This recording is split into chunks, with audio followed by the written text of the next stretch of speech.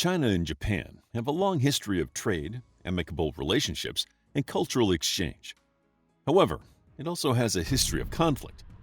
Their first recorded battle occurred in 663 CE, and the last clash was the Second Sino-Japanese War.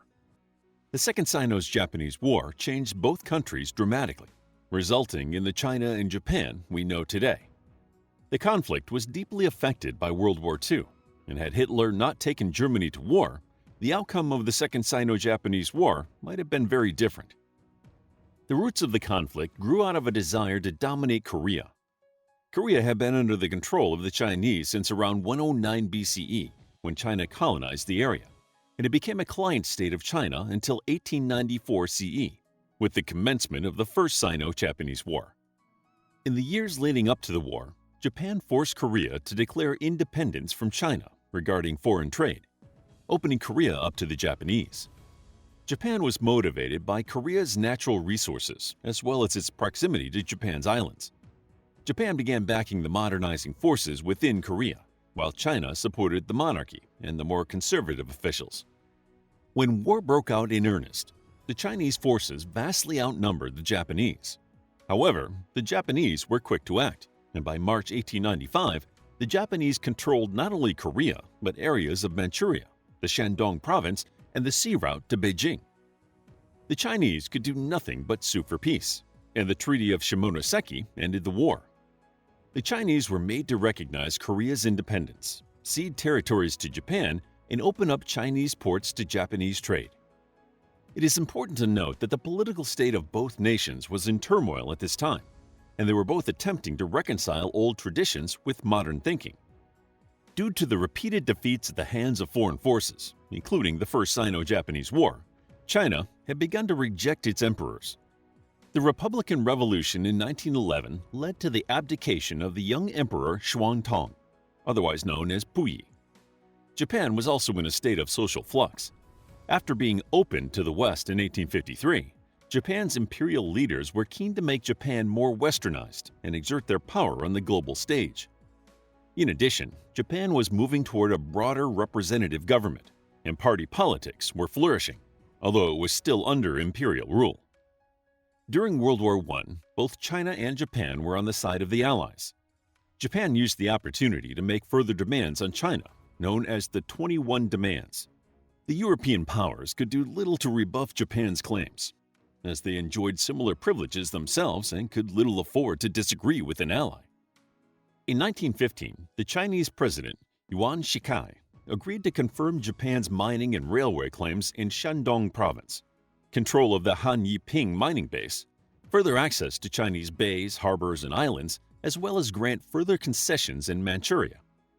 The president only refused China's last edict to allow Japanese advisors to control China's political and financial affairs. Resentment towards the Japanese was growing in the Chinese inhabitants of Manchuria. Although the region was still officially Chinese, Japan had a stronghold of the south through its railways and the Liaodong Peninsula, which had been leased to Japan.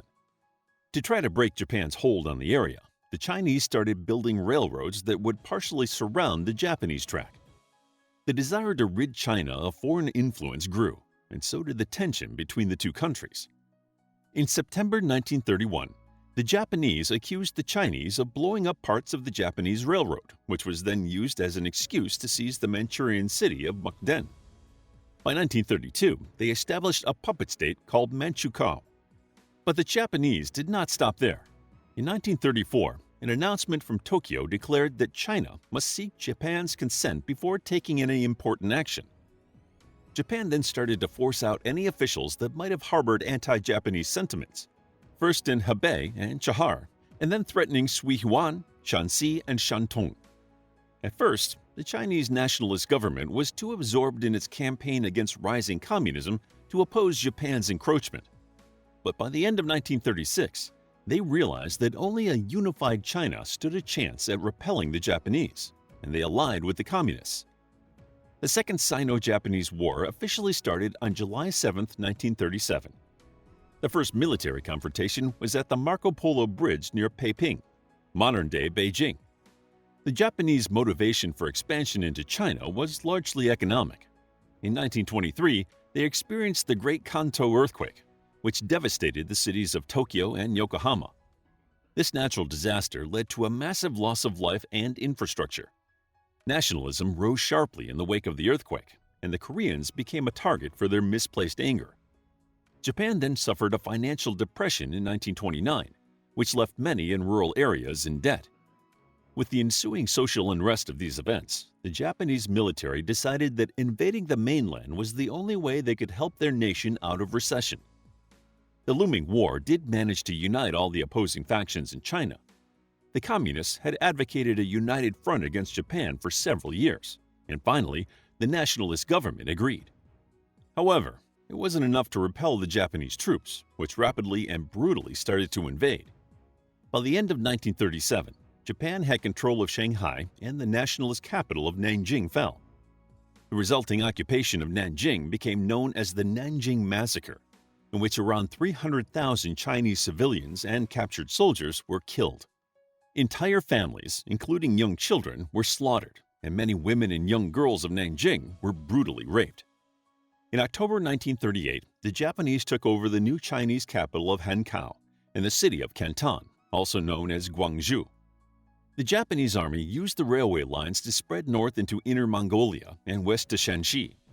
By this time, they controlled all sea routes to China, and it effectively destroyed the Chinese Air Force.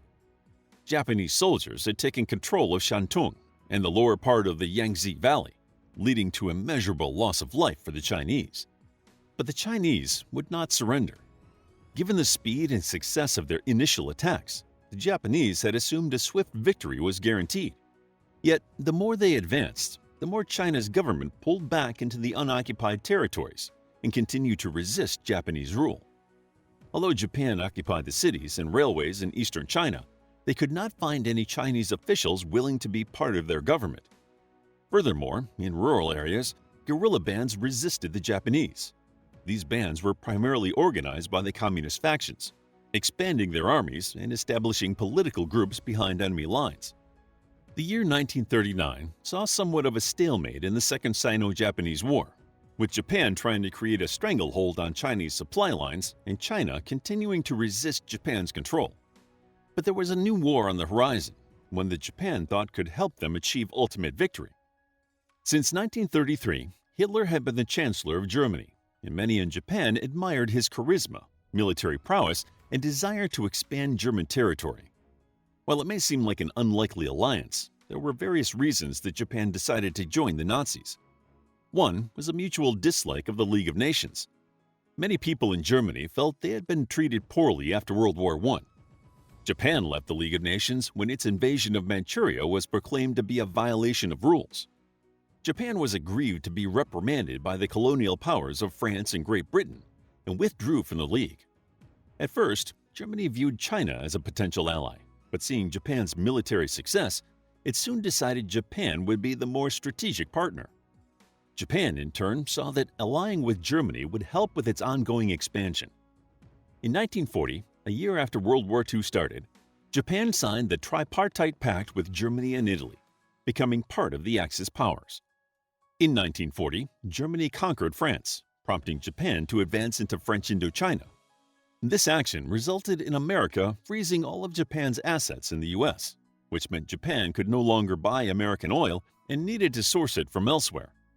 While America and Japan were not officially at war, Japan knew that if they ventured into British or Dutch-controlled areas, America was likely to respond with military action.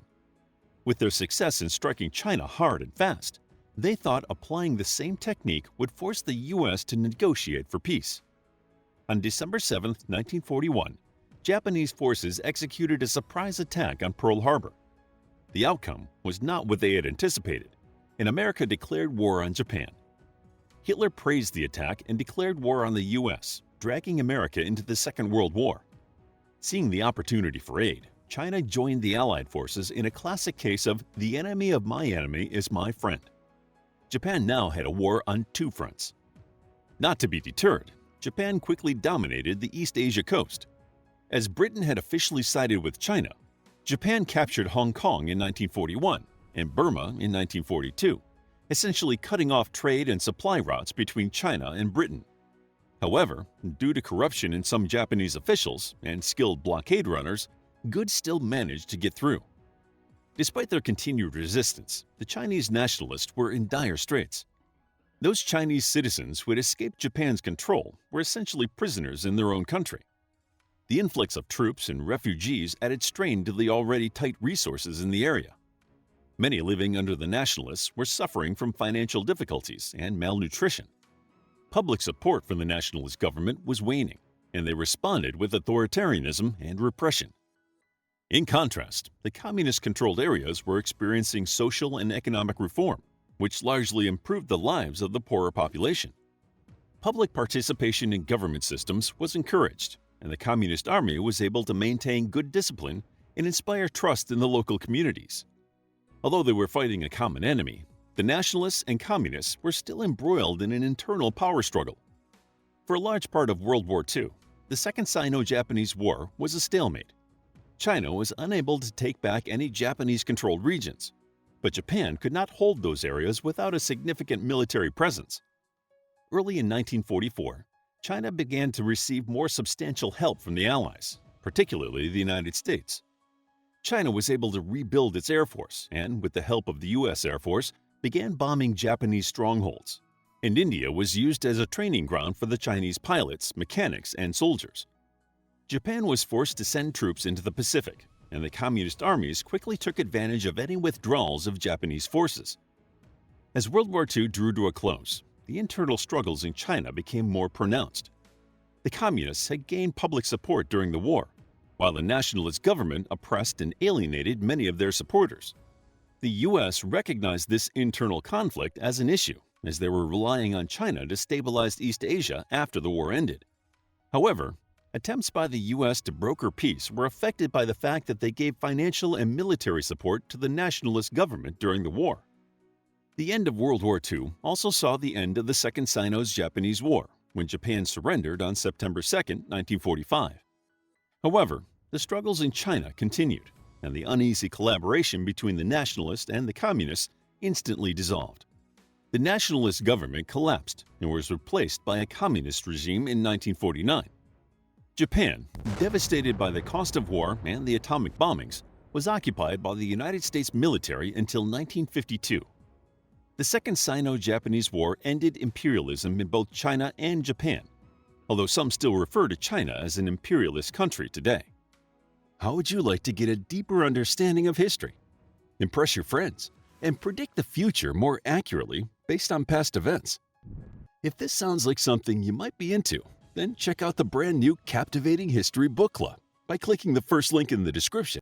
To learn more about the Second Sino-Japanese War, check out our book, Second Sino-Japanese War, a captivating guide to a military conflict primarily waged between China and Japan and the Rape of Nanking.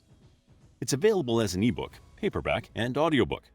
If you enjoyed the video, please hit the like button and subscribe for more videos like this.